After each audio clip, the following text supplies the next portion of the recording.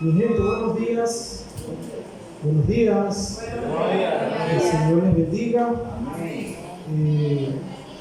Quiero darle la bienvenida una vez más. Quiero decirles lo que siempre les digo y quiero dejarles claro que no lo digo por una mera tradición o por superstición o porque no tengo que decir, sino porque es la verdad. Y es que siempre es una alegría, siempre es un privilegio separar este tiempo con ustedes para cantarle al Señor Dios, estudiar su palabra, orar y tener comunión unos con nosotros. Ese es uno de los tantos y tantos privilegios que el creyente tiene como resultado de su salvación en el Señor Jesús. Así que siempre es una alegría.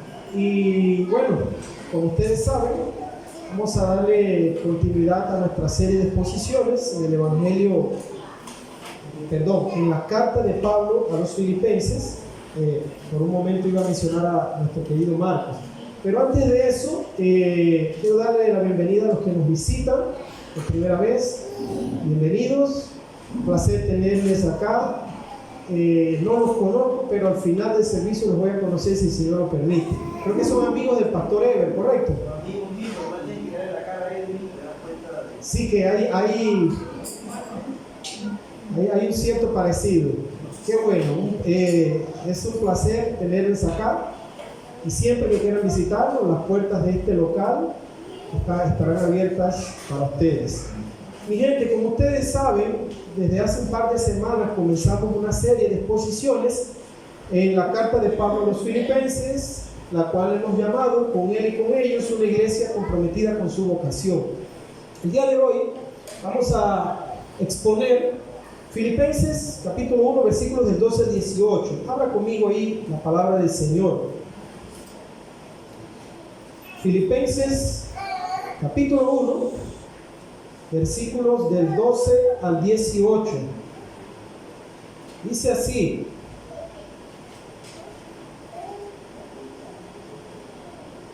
quiero que sepan, hermanos, que las circunstancias en que me he visto han redundado en un mayor progreso del Evangelio, de tal manera que mis prisiones por la causa de Cristo se han hecho notorias en toda la guardia pretoriana y a todos los demás. La mayoría de los hermanos, confiando en el Señor por causa de mis prisiones, tienen mucho más valor para hablar la palabra de Dios sin temor.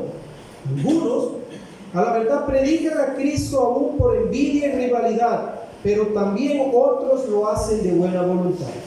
Estos lo hacen por amor, sabiendo que he sido designado para la defensa del Evangelio. Aquellos proclaman a Cristo por ambición personal, no con sinceridad, pensando causarme angustias en mis prisiones. Entonces, ¿qué? Que de todas maneras, ya sea fingidamente o en verdad, Cristo es proclamado. Y en esto me regocijo y sí me regocijaré. Vamos a orar una vez más. Señor, qué privilegio que tú nos has dado, Señor, de ser llamados hijos tuyos, aún siendo nosotros pecadores. Tu gracia nos alcanzó, Señor. Gracias porque ahora formamos parte de una nueva familia, la familia de la fe, de tu iglesia, tu pueblo, Señor. Te doy gracias por eso. Gracias, Señor, por el gran privilegio que me has dado de servirte, cuidando de tu iglesia, predicando el Evangelio, no solo aquí, sino allá afuera, Señor. Mi oración es que tú seas glorificado en esta mañana por medio de la exposición de tu palabra. Que tu pueblo aquí presente sea edificado, sea transformado conforme a la imagen de tu Hijo. Y que aquellos que probablemente están acá y todavía no te conocen sean alcanzados, Señor. Cumple eso, Señor. Cumple mi oración para gloria de tu nombre, para regocijo nuestro, Señor. En el nombre de Jesús, amén. Muy bien, mi gente. En el primer siglo, cuando se escribió la carta a los Filipenses y todo el resto del Nuevo Testamento, era muy común el uso de cartas, como ya hemos dicho otras veces. y había una serie de diversos modelos de carta. No había un solo modelo, había varios modelos de carta. El modelo de carta adoptado por el apóstol Pablo, conocido como carta familiar, que fue el modelo que él adoptó y muchos de los escritores bíblicos adoptaron, ese modelo tenía una parte muy peculiar. Después del saludo, venía una parte donde el autor hablaba un poco acerca de su condición y acerca de cómo él estaba. Y esa parte de la carta comenzaba de la siguiente manera: quiero que sepan que. Y hay un sinnúmero de cartas que han sido preservadas. No estoy hablando de cartas escritas por autores bíblicos, cartas comunes y corrientes. Hay un sinnúmero de esas cartas que han sido preservadas y que cuentan con esa parte después del saludo.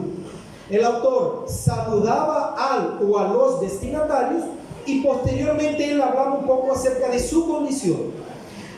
¿Qué es lo interesante? Que algo así parecido es lo que Pablo hace en esta carta. Pero antes de eso, permítanme citarles un ejemplo de una de esas tantas cartas que nosotros tenemos y que han sido preservadas y que ilustran eso que yo estoy diciéndoles. Dice así, una carta escrita por un joven a su madre. Dice así: Seonas, a su madre y señora Teseus, muchos saludos. Ahí está el saludo. Dice Seonas: quiero que sepas que, por la razón por la que no te he escrito en mucho tiempo, no es que estoy enfermo, sino que estoy en el campamento, así que no te preocupes por mí. Me entristecí mucho cuando supe que te habían llegado noticias sobre mí. No es cierto que enfermara de forma grave, culpable el que te ha hecho creer eso. No hace falta que me envíes nada. Recibí los regalos de Heráclides, mi hermano Dionisio me trajo el regalo y recibí tu carta. Ese modelo, ese ejemplo nos ilustra lo que yo les acabo de mencionar. Que en aquella época era común que el destinatario saludara, que el emisor, saludara a los destinatarios y seguido de eso viniera un mensaje acerca de cómo él estaba. Lo interesante es que a pesar de que Pablo adoptó ese modelo de carta, en el caso de Pablo, él no pasa del saludo para hablar acerca de él, sino acerca del Evangelio. No se les olvide que cuando Pablo escribió Filipenses estaba preso en Roma. Y si bien es cierto estaba preso en una casa, también es cierto que no dejaba de estar preso. Y cualquiera persona que estuviese familiarizado con las cartas de aquella época, al leer el saludo de Pablo pensaría: ahora Pablo va a hablarnos acerca de cómo él está. Pero no es eso lo que pasa. Pablo se olvida de él y se concentra en aquello que él entendía que era más importante, mucho más importante que su propia vida, que su propia salud y que su propia comodidad. Esto es el Evangelio y el avance y el progreso del mismo. De manera que en este pasaje lo que Pablo nos enseña es acerca del progreso y el avance del Evangelio. ¿Qué era lo que estaba pasando en Roma mientras que Pablo estaba preso y al mismo tiempo estaba escribiéndole esta carta a los filipenses? Él nos informa de cómo todo lo que había pasado con él había redundado en el progreso del Evangelio. Y para eso él nos informa de por lo menos 3 formas en las que ese progreso se estaba dando. Entonces, en resumen, Pablo nos habla de cómo el Evangelio estaba avanzando a pesar de las circunstancias, y para eso él menciona por lo menos 3 maneras en las que eso estaba pasando. El objetivo de Pablo con todo esto, en primer lugar, es colocarse a él mismo como un ejemplo de lo que significa imitar a Cristo. ¿Por qué? Porque tanto Pablo como Cristo sufrieron las consecuencias que fueran necesarias por amor al Señor y por amor a su reino. De manera que uno de los objetivos de Pablo acá es colocarse a él como ejemplo de lo que significa ser un imitador de Cristo. En segundo lugar, Pablo busca provocar en nosotros un entendimiento acerca de nuestra misión y de cómo nosotros necesitamos estar conscientes de que debemos aprovechar cada oportunidad que tengamos para cumplir con esa misión, la cual es anunciar el Evangelio. Y en tercer lugar, Pablo busca llevarnos a entender que todas las circunstancias humanas, y cuando digo todas, están en la mano soberana de Dios. De manera que Dios va a cumplir su misión a pesar de las circunstancias o por medio de ellas. O las dos cosas. Y eso es lo que Pablo quiere provocar en nosotros. Yo he dividido este sermón en dos encabezados, dos enseñanzas o dos grandes ideas. Use la terminología que a usted le parezca mejor. En primer lugar, yo quiero que veamos el avance del Evangelio a pesar de las limitaciones humanas. Y en segundo lugar, yo quiero que veamos el avance del Evangelio a pesar de las intenciones humanas. Sencillo. El avance del Evangelio a pesar de las limitaciones humanas y el avance del Evangelio a pesar de los termos a pesar de las intenciones humanas. Aquí la cuña en el termo para que no se vuelva a caer. Es un chiste. Muy bien, en primer lugar, del versículo 12 al versículo 14, nosotros encontramos el avance del Evangelio a pesar de las limitaciones humanas. Vean una vez más lo que Pablo dice acá en los versículos 12 al 14. Quiero que sepan, hermanos, que las circunstancias en que me he visto han redundado en un mayor progreso del Evangelio. De tal manera que mis prisiones por la causa de Cristo se han hecho notorias en toda la guardia pretoriana y a todos los demás. La mayoría de los hermanos, confiando en el Señor por causa de mis prisiones, tienen mucho más valor para hablar la palabra de Dios sin temor. Este texto inicia con la convicción de Pablo de que su vida y todo lo que pasaba alrededor de él estaban bajo el control soberano de Dios. Vean que Pablo inicia diciendo: quiero que sepan, hermanos, que las circunstancias en que me he visto han redundado en un mayor progreso para el Evangelio. Cuando él habla acá de que todas las cosas han ayudado para el progreso del Evangelio, necesitamos recordar cuál era el contexto de Pablo. Desde Hechos capítulo 21, y yo les exhorto a que lean Hechos, el libro de los Hechos. Desde Hechos capítulo 21, nosotros vemos que Pablo tenía la convicción de llegar a Jerusalén. Y hay dos cosas interesantes que pasan en ese interín.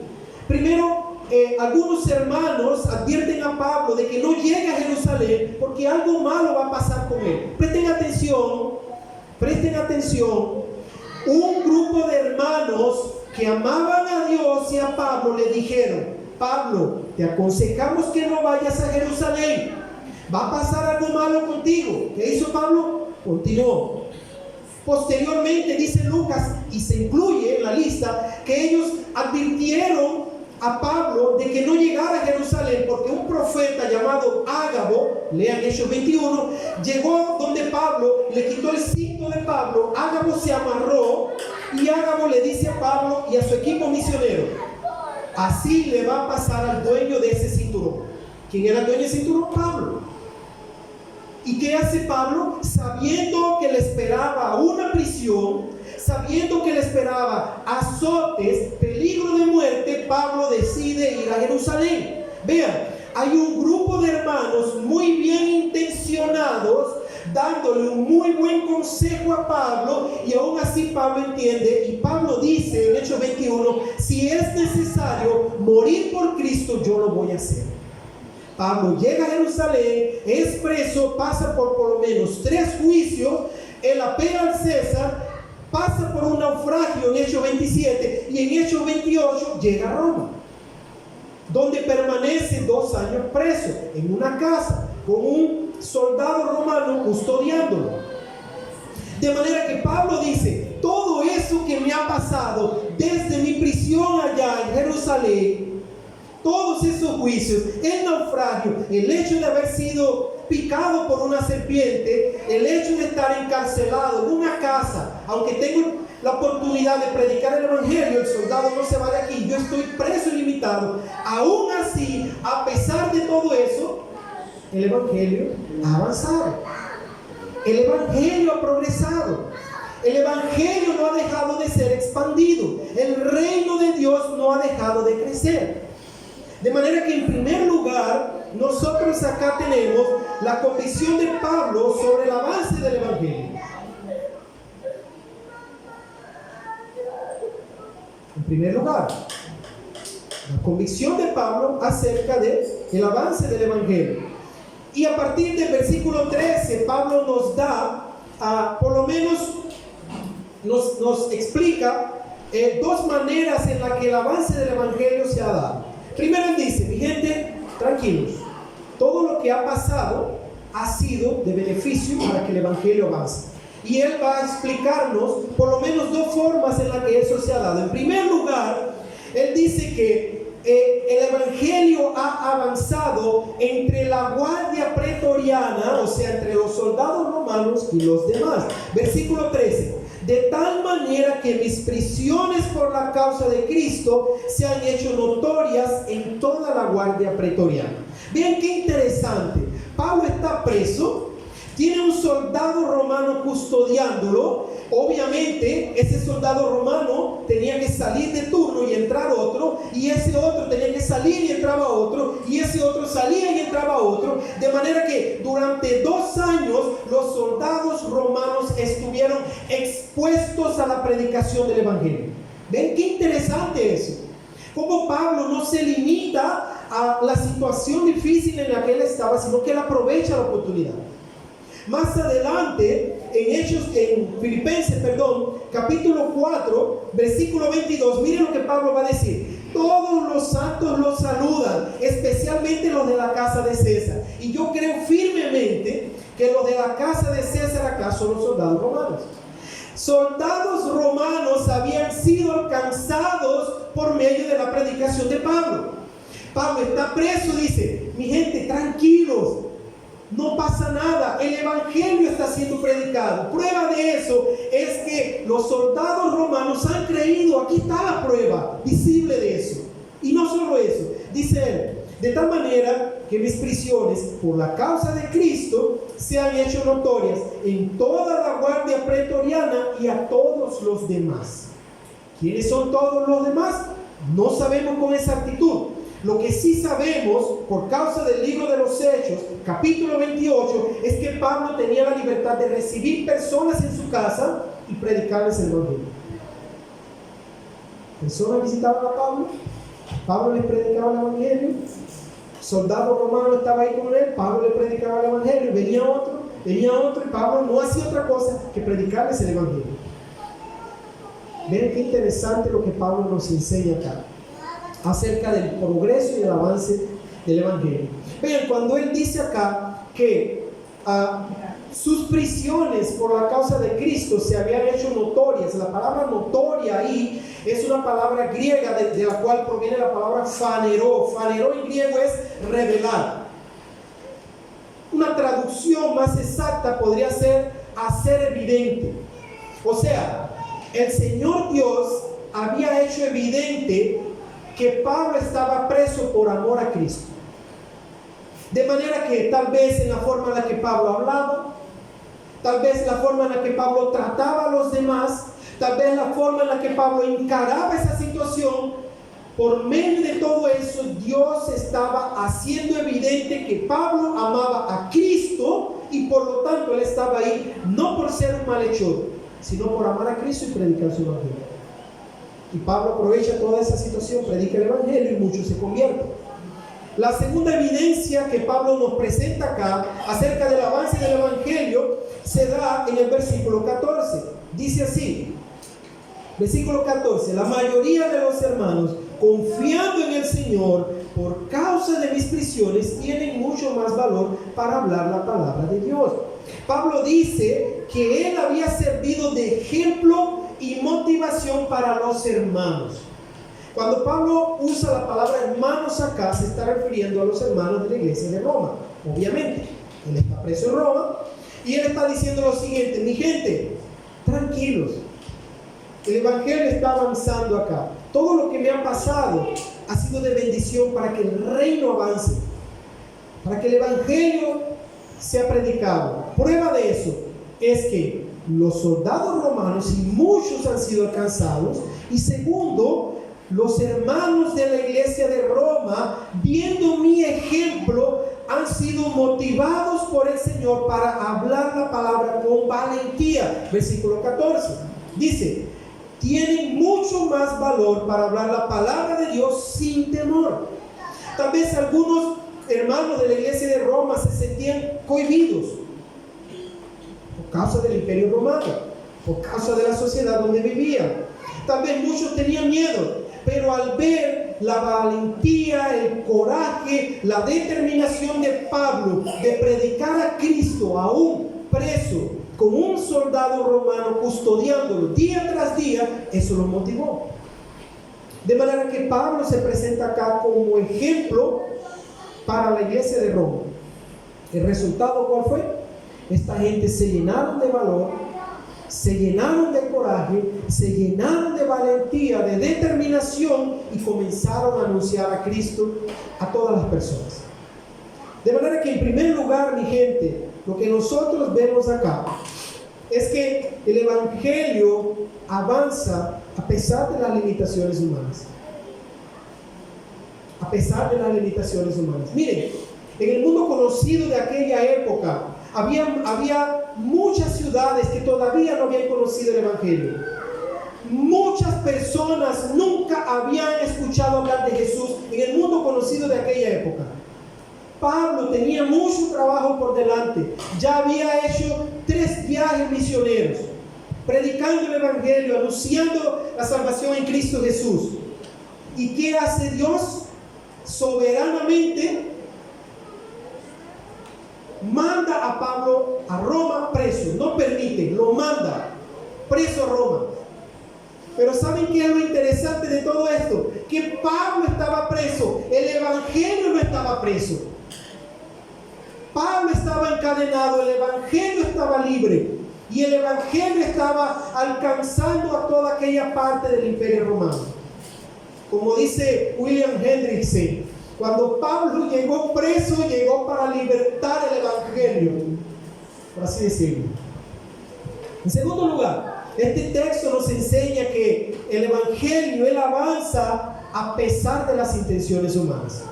Ya vimos que el evangelio avanza a pesar de las limitaciones humanas. Veamos ahora cómo este texto nos enseña que el evangelio avanza a pesar de las intenciones humanas. Versículos del 15 al 18 una vez más. Dice así: algunos a la verdad predican a Cristo aún por envidia y rivalidad,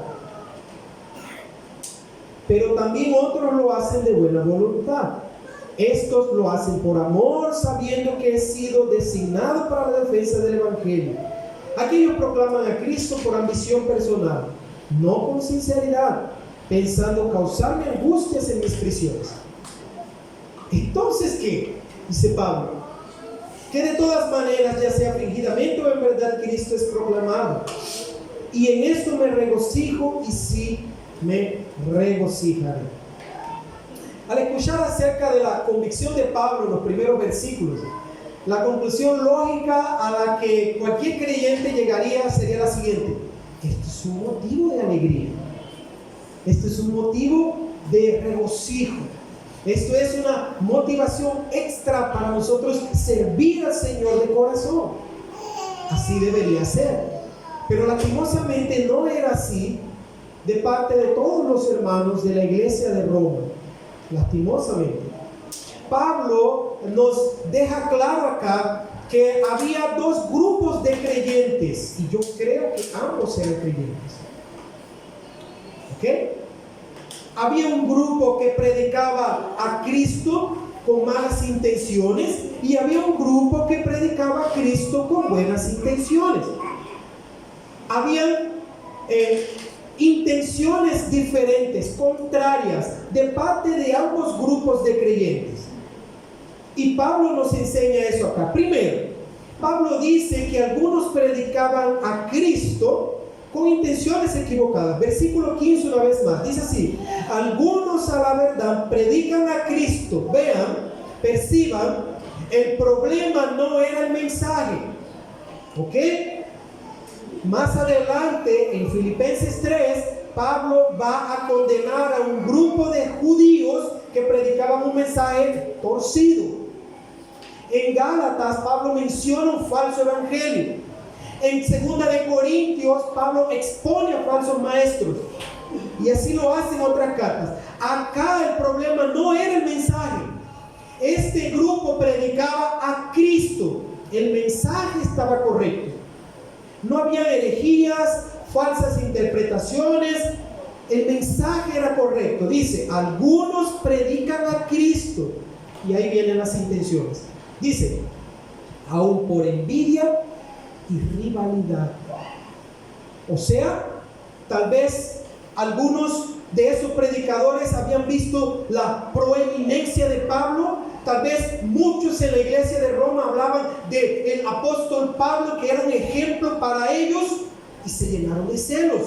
Desearon tal vez tener el lugar de Pablo, tener la fama de Pablo. No sabemos si la elocuencia de Pablo, el conocimiento de Pablo, no sabemos.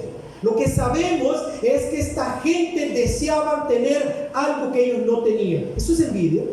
Eso es envidia. No solo eso, lo hacían por rivalidad. O sea, había una competencia entre predicadores. Había una competencia acá. Vamos a ver, como el reto de trovadores. Uno allá, otro acá. Había un pie forzado. Había un lema que ambos tenían que repetir y hay un jurado que dice quién es mejor. ¿Recuerdan 1 de Corintios? La iglesia que decía, no, pues yo soy de Pablo. Había otro grupo que decía, no, yo soy de Pedro. Había otro grupo igual de tonto que decía, yo soy de Apolos. Y había un grupo que era mucho más tonto que los otros tres y que se creían más espirituales, que decían, nosotros somos de Cristo. Eso estaba pasando en Roma. Había rivalidad. Había roce. Dice Pablo, esta gente predica a Cristo con malas intenciones. Versículo 17 dice así: aquellos proclaman a Cristo por ambición personal. O sea, el propósito no era glorificar a Dios y alcanzar a los perdidos. El propósito era obtener algo personal. No sabemos qué era. No sabemos si era fama, dinero, no sabemos. Pero el propósito por medio del cual ellos predicaban el evangelio era algo personal. Repito, ellos predicaban a Cristo. El problema no era el mensaje, el problema era la motivación del corazón. Predican por ambición personal. Ponga ahí lo que se le venga a su mente. Porque el texto no especifica qué es.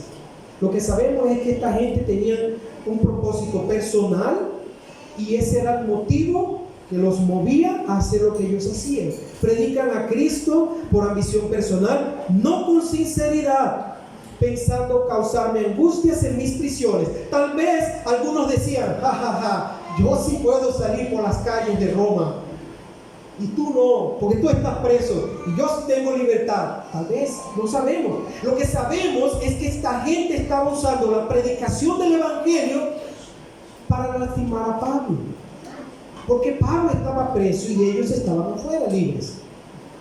Pablo nos enseña que había un grupo que predicaba a Cristo con motivaciones equivocadas, pero estaba aquel grupo que predicaba a Cristo con motivaciones correctas. Versículo 15 al final dice así: pero también otros lo hacen de buena voluntad, sin pensar en todo lo que nosotros hacíamos, sin hacerlo por envidia, sin hacerlo por una motivación personal, sin pensar en causarle daño a Pablo. Versículo 16 dice así: estos, o sea, los que predican con buena voluntad, lo hacen por amor, sabiendo que he sido designado para la defensa del evangelio. O sea, ellos no estaban interesados en causarle algún tipo de mal a Pablo, porque ellos sabían que Pablo estaba preso por amor a Jesús.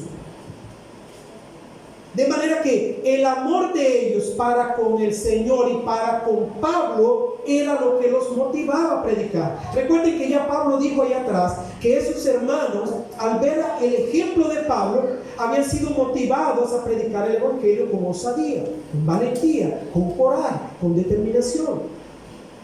De manera que tristemente acá tenemos un grupo que predica el mismo evangelio con motivaciones diferentes, con intenciones diferentes. Ahora, ¿qué es lo chocante de este texto? ¿Qué es lo que nos estremece de este texto? Es la convicción de Pablo acerca del avance del Evangelio. Eso es lo que nos estremece, eso es lo que nos choca, eso es lo que aparentemente no tiene cabida en nuestra mente limitada. Pero yo traigo una explicación bastante lógica que les voy a mencionar de aquí a poco tiempo. Versículo 18. Miren lo que dice Pablo. Primero Pablo dice: hey, mi gente, sí, el Evangelio está avanzando. Algunos predican a Cristo con malas intenciones, otros lo hacen con buenas intenciones. Ahí viene la pregunta del $1.000.000 que Pablo hace acá. Entonces, ¿qué? Que de todas maneras, ya sea fingidamente o en verdad, Cristo es proclamado, y en esto yo me regocijo, o me alegro y me alegraré. Ahora bien, ¿qué es lo que Pablo no quiso decir con eso? ¿Y qué es lo que Pablo quiso decir? ¿Ok? Primero, ¿qué es lo que Pablo no quiso decir con esa frase? Repito, ¿qué es lo que Pablo no quiso decir con esa frase? Pablo no está diciendo acá que la motivación de corazón no importa. Cualquier persona puede hacer una lectura superficial del versículo 18 y decir: ¿sabes qué? Si funciona, lo que está por detrás no interesa. No, señor. No es eso lo que Pablo nos está enseñando acá. No es eso lo que la Escritura nos enseña. Porque en Gálatas capítulo 1, en Filipenses capítulo 3, por citar solo dos ejemplos, Pablo condena el mensaje equivocado predicado por muchos. Y en 2 de Corintios capítulo 4, Pablo critica la intención del corazón de unos falsos profetas. De manera que la Escritura nos enseña que el mensaje tiene que ser predicado correctamente, pero también tiene que ser predicado con la motivación correcta. Pablo no está dándonos una licencia acá para que hagamos las cosas con motivaciones, con cualquier tipo de motivaciones. No es eso, no es eso. Y aquí es donde nosotros necesitamos aplicar un principio de interpretación bíblica para poder entender ese texto a la luz de la carta. En toda la carta, Pablo no tiene la intención de exponer específicamente una persona o un grupo de personas por causa de su motivación. Ese no era el propósito de la carta. Ya que no era el propósito de la carta, Pablo no entra en ese tema, en esta carta. En otras cartas, Pablo sí entra en ese tema porque era parte del contexto. El contexto de la carta de Pablo a los filipenses no nos da cabida para pensar en que Pablo tenía interés en hablar de las motivaciones del corazón de las personas. Es sencillo, solo leer toda la carta. En el capítulo 3, él sí va a condenar un mensaje equivocado. Eso es otra cosa. Porque el contexto de la carta sí nos da para entender eso. Porque había un grupo de judíos que estaban enseñando que podemos ser salvos por medio de nuestras obras. Y eso es un mensaje totalmente antibíblico. Y Pablo lo condena. Pero Pablo no tenía ningún tipo de interés en tratar las motivaciones del corazón. Por eso él no habla de eso en toda la carta. Es sencillo. De manera que, en primer lugar, Pablo no nos está enseñando que las motivaciones del corazón no interesan. Él no nos está enseñando eso. Lo que Pablo nos está enseñando acá es que a pesar de las intenciones que muchas veces los creyentes tenemos, y motivaciones equivocadas, a pesar de eso hay un Dios soberano que controla todo y que hace con que su propósito se cumpla sí o sí, a pesar de ti y a pesar de mí. Ese es el mensaje. El avance del Evangelio a pesar de las intenciones humanas. Miren, el Evangelio estaba avanzando a pesar de la prisión de Pablo. Y el Evangelio estaba avanzando a pesar de la intención pecaminosa de esa gente. Ahora bien, no quiere decir que no podemos extraer una aplicación práctica para nosotros hoy en día acerca de las motivaciones. Porque nuestro ejemplo acá es Pablo. Nuestro ejemplo positivo de una motivación correcta. nuestro ejemplo negativo son esos creyentes que predicaban a Cristo con intenciones equivocadas. Miren, déjenme decirles algo. Ay de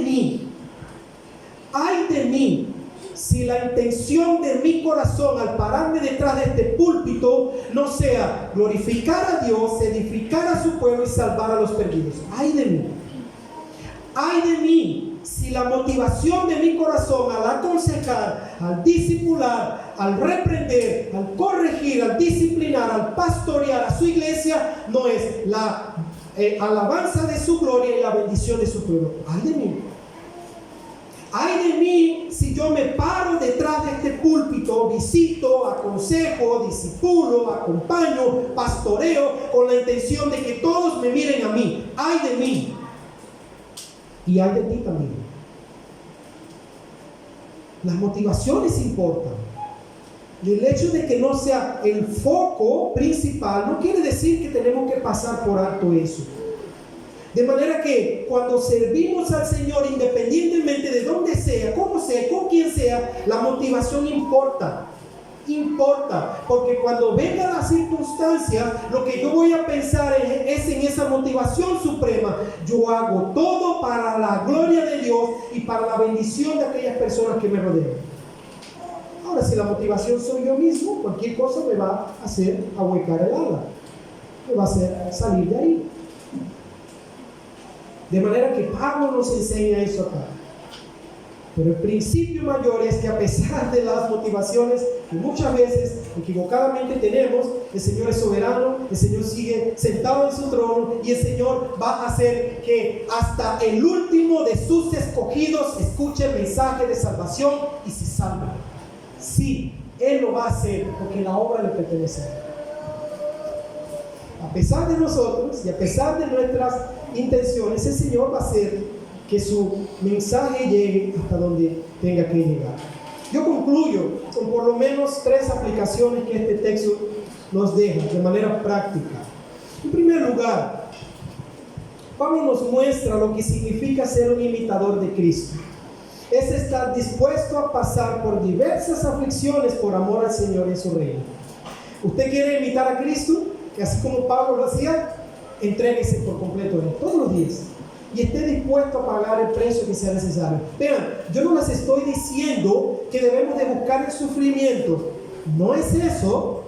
Lo que yo les estoy diciendo con base en Filipenses 1:12 al 18 es que así como Pablo imitó a Cristo pasando por diversas aflicciones por amor a Dios y a su reino, así como Cristo fue a la cruz del Calvario para recibir toda la ira de Dios por amor a Dios y a su reino, así debemos estar dispuestos nosotros a sufrir por el Señor. Si la aflicción llega, que llegue.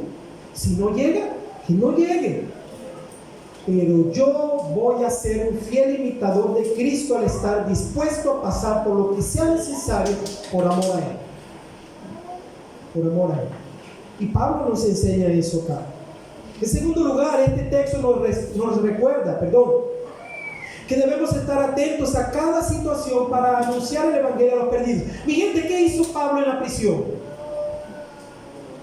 Ay, Filipenses, estoy aquí perdido y abandonado, triste, solitario. Este hombre acá no se quita del lado mío. Esa ropa que no usa está más hedionda y esa armadura y su espada es tan afilada que corta un cabello en dos, no puedo dormir, estoy con ansiedad. No, Pablo no estaba preocupado por él. El foco principal de Pablo no era él, era el progreso del evangelio. ¿Qué hace Pablo? Vamos a anunciar el evangelio, pues. No puedo ir a España. Yo le escribí una carta a los romanos diciéndole que quería que ellos me ayudaran a llegar a España. No he llegado a España. No sé si voy a llegar a España, pero ¿saben qué? Aquí hay gente que necesita oír el evangelio. A veces me molesta cuando personas que dicen tener un llamado para servir al Señor en el ministerio pastoral o en las misiones transculturales dicen: ay, yo quiero servir al Señor en Japón. Nada de malo con eso, por el amor a Jesús. Por el contrario, Japón es un lugar que necesita de predicadores del evangelio. Apenas 1% de la población es creyente. Imagínense, Japón no es Panamá, que tiene 4.3 millones de habitantes. Nada en contra de eso. A lo que me refiero es lo siguiente, que mucha gente vive con el sueño de cruzar el océano para predicar el evangelio al otro lado del mundo, pero tiene un vecino al lado que se está yendo para el infierno y no se para un minuto de su vida para anunciar el evangelio. ¿Para qué quieres ir para Japón? ¿Para qué? ¿Para qué quieres ir para la China, para la India, para la Patagonia? ¿Para qué? ¿Para qué? Si tienes compañeros de trabajo, familiares, amigos, conocidos, vecinos que se están yendo al infierno y tú estás conviviendo con ellos y no les predicas el evangelio, ¿qué estás esperando? Perdón, ¿qué estamos esperando? Pablo aprovechó cada segundo de su vida para hacer lo que era importante, predicar a Cristo y a este crucificado. ¿Es tu caso? ¿Es mi caso? Pablo nos enseña acá que debemos estar atentos a cada situación, mi gente. Cada conversación es importante. Cada conversación es importante. Pidámosle sabiduría, Señor, para que en cualquier conversación yo pueda encontrar una brecha para anunciar a Cristo. Si Dios va a salvar a esa persona, eso no me compete a mí. A mí me compete ser fiel a la proclamación del evangelio. Porque Dios no solo predestinó a los que se salvarán, Dios también predestinó el medio, la predicación del evangelio. Sin predicación no hay salvación. No hay salvación. Aprovecha, predica a Cristo, fuera a tiempo y afuera de tiempo.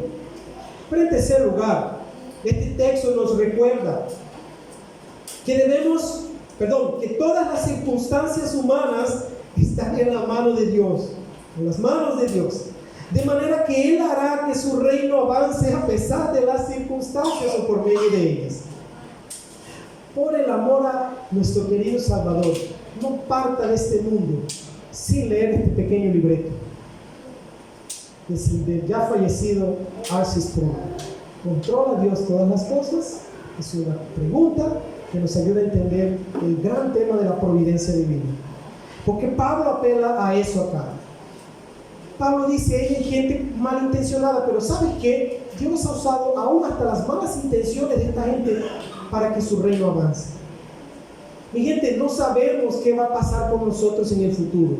No sabemos si Dios ya nos usó en el pasado. No sabemos si nos está usando en el presente. No sabemos. Y si nos está usando, no sabemos de qué manera. Si bien es cierto, Dios trabaja de maneras misteriosas muchas veces.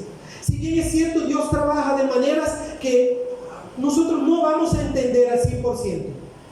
También es cierto que Dios es digno de nuestra confianza, aunque muchas veces no entendamos. Aunque muchas veces no entendamos. Aunque muchas veces esa situación penetre en nuestro corazón y nos esté consumiendo por dentro, aún así debemos confiar en que hay un Dios que gobierna sobre todo y sobre todos, y que Él está haciendo que la historia de la humanidad avance hasta llegar al fin que Él desde la eternidad pasada decretó. Confiemos en su providencia. Él es el Dios que lo gobierna todo. Y Pablo acá apela a eso. A lo largo de nuestra vida pasaremos por diversas circunstancias, de las cuales ninguna ha escapado ni escapará de las manos de nuestro soberano Dios. Por lo tanto, mi gente, con esa convicción firme en nuestro ser interior, avancemos hacia el cumplimiento de la misión que Él nos ha dado, que es anunciar a Cristo y vivir para su gloria, dejando los resultados en sus manos. ¿Saben por qué? Porque la misión le pertenece a Él. Nosotros somos participantes de esa misión, privilegiados del Señor. El Señor nos ha dado ese privilegio / responsabilidad. Que el Señor nos bendiga, que seamos motivados por este texto a hacer las cosas de manera correcta, con una motivación correcta. Póngase de pie, vamos a orar. Vamos a agradecer al Señor por este momento y a pedirle que nos bendiga en el resto de la semana.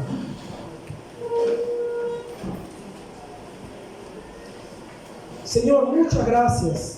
Gracias, Señor, por cómo Pablo nos enseña tanto acerca de cómo debe ser nuestro servicio, pero también acerca de cómo debemos confiar en tu providencia, Señor. Señor, que tu evangelio avance, que tu reino crezca, Señor, sea expandido en este mundo, a pesar de las circunstancias y por medio de ellas, si tú así lo quieres, Señor. Pero úsanos a nosotros, así como usaste a Pablo, así como usaste a los bien intencionados hermanos de la iglesia de Roma. Ayúdanos, Señor, a entender que la vida cristiana es mucho más que participar de un culto. Es servirte en todas las áreas de nuestra vida y en el lugar donde tú nos hayas puesto, Señor. Ayúdanos, Señor. Ten misericordia de nosotros y perdona la hipocresía de nuestro corazón, las malas intenciones de nuestro corazón pecaminoso. Perdónanos, Señor. Ayúdanos siempre a buscar glorificarte, bendecir a tu iglesia y alcanzar a los perdidos. Que ese trípode, Señor, sea la base de todo lo que nosotros hacemos. Principalmente, buscar glorificarte a ti, Señor. De ese principio depende de nosotros dos. Ayúdanos, Señor. Y que la gracia de nuestro Señor Jesús, el amor incomparable de nuestro Dios Padre y la presencia consoladora del Espíritu Santo esté todos los días con nosotros para cumplir tu misión hasta el día en que el Señor Jesús regrese en gloria por nosotros y estemos con Él para siempre. Amén.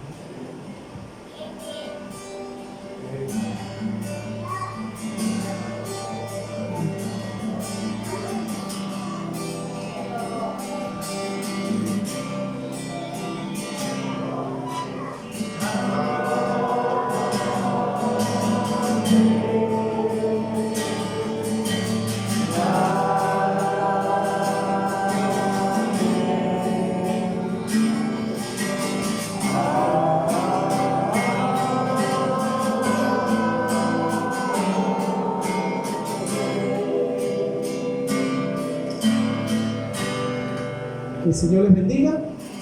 Recuerden, martes, grupo pequeño en las tablas, jueves